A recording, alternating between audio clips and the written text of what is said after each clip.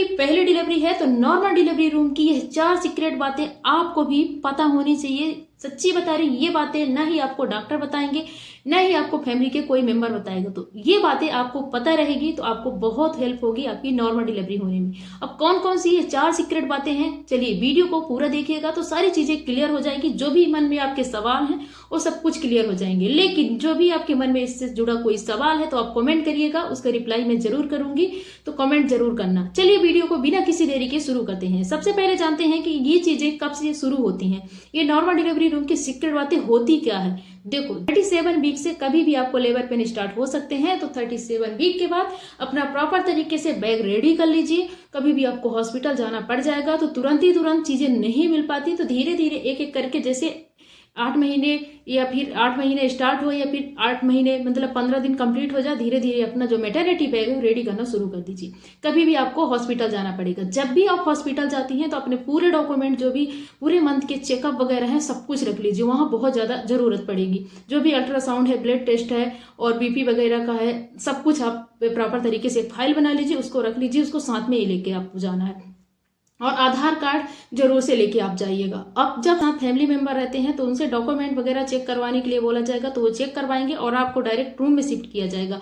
और सबसे पहले जो काम होता है, सबसे पहले जो सीक्रेट बात है, आपके बच्चेदानी का मुंह चेकअप होता है। उस ड्यूरेशन आपके साथ क्या चीजें होती हैं, तो जो नर्स रहती है वहां की अपने हाथ में ग्लव्स पहन के आपके प्राइवेट पार्ट में 2 फिंगर इंसर्ट करती हैं और देखती हैं कि आपके बच्चेदानी का मुंह कितने % खुला है। जब भी आपको दर्द आता है तो धीरे धीरे आपके बच्चेदानी का मुंह खुलने लगता है।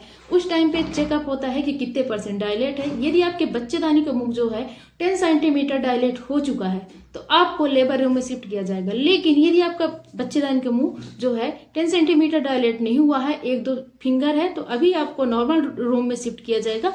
और इसके बाद जो होगा, पहले आपको वहां वेट करने के लिए बोला जाएगा, फिर आपको आधा घंटे में आपको बच्चेदानी का मुंह चेक करने के लिए बोला जाएगा और आपको बुलाएंगे और वहां सारी चीजें होती हैं। तो आपको उस टाइम पे पैनिक नहीं होना है, घबराना नहीं है, अपने बॉडी को पूरी तरीके से रिलैक्स छोड़ देना है, अपने बॉडी को एकदम टाइट नहीं रखना है, एकदम फ्री छोड़ देना है। वो चीजें सबके साथ होती हैं, आपके साथ भी हो रही है। और जितनी भी नॉर्मल डिलीवरी होती है या फिर सिजेरियन होती है, ये चीजें तो मतलब स्टार्टिंग में होती ही होती है, तो आपके साथ भी होगा। उस टाइम पे बिल्कुल भी आपको नहीं शर्माना है और ना ही पैनिक होना है। तो बहुत अच्छी तरीके से वो आपको गाइड भी करती हैं और अपने बॉडी को प्रॉपर तरीके से लूज छोड़ देना है, तो बच्चेदानी का मुंह चेक हो जाएगा। इस कोशिश करिए कि गाउन वगैरह पहन के जाएं, लेगी और या प्लाजो वगैरह पहन के यदि जाएंगे तो आपको दिक्कत हो सकती है।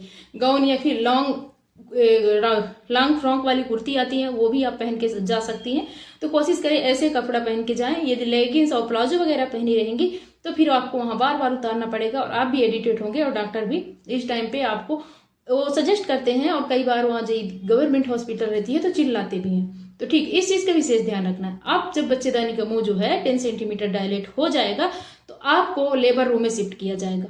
जब लेबर रूम में शिफ्ट करते हैं, इसके बाद आपको पुश करने के लिए बोलते हैं। उस टाइम आपकी डिलीवरी की प्रोसेस शुरू हो जाती है। जब आपको पुश करने के लिए बोला जाता है तो आपको नीचे की तरफ पुश करना है और उस टाइम पे आपको ज्यादा चिल्लाना नहीं है, नहीं तो आपकी एनर्जी बहुत ज्यादा वेस्ट होगी और आपको बाद में दिक्कत आएगी। सब जब आपको पुश करने के लिए बोला जाता है, आपका बच्चा बाहर नहीं आता, तो आपको हो सकता है कि आपको कट यानी चीरा भी लगाया जाए। उस टाइम पे आपको घबराना नहीं है, चीरा लगवा लेना है। यदि नहीं लगवाएंगी तो वो फट जाता है अपने आप, और अपने आप फटता है तो और बहुत ज्यादा दिक्कत हो सकती है। का वजन जो है 3 किलो 3.5 किलो तक है, तो आपको टांका आने की संभावना ज्यादातर होती है। यदि आपकी पहली डिलीवरी है तो टांका आते ही आते हैं, 90% लेडीजों को टांका आते हैं। टांका चीरा या कट लगाते हैं तो आपको लगवा लेना है, घबराना नहीं है। वहां आपको एनेस्थीसिया का इंजेक्शन दिया जाता है, इसके बाद ही टांका लगाया जाता है।